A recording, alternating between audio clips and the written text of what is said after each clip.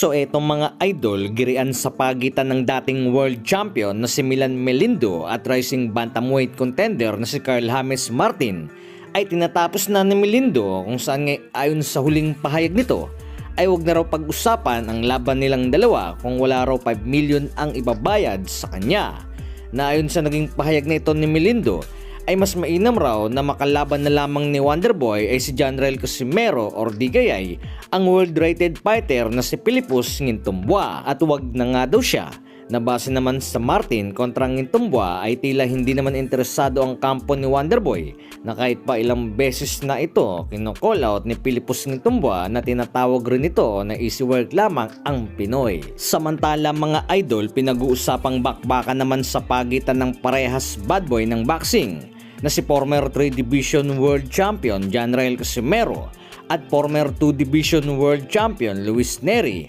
ay isa naman sa Japanese vlogger ang naglabas na rin ng pahayag na patungkol sa sinasabing bakbakan na ito.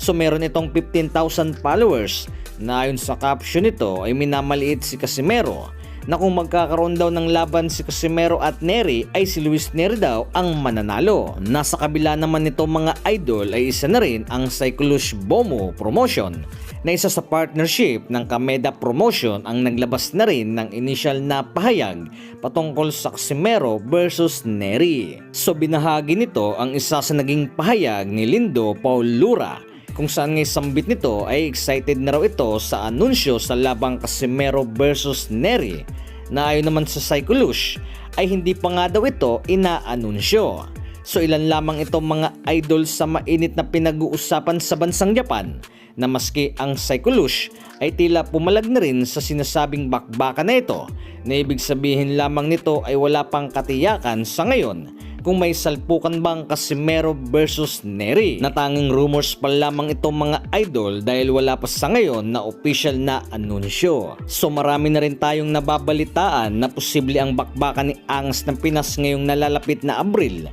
kung kaya't puspusan na rin ang ilan sa mga pagsasanay. Nakamakailan lamang ay naging usap-usapan sa social media ang ilang bagong taktika na ito ni Cuadro Alas, kung saan ngay pinag-aaralan daw nito ang kaliwang pagbato ng mga suntok. Bagay naman na kalwete raw ang posibleng makakaharap. So orthodox itong si Janrael Casimero right-handed, na si Luis Nery naman ay southpaw left-handed,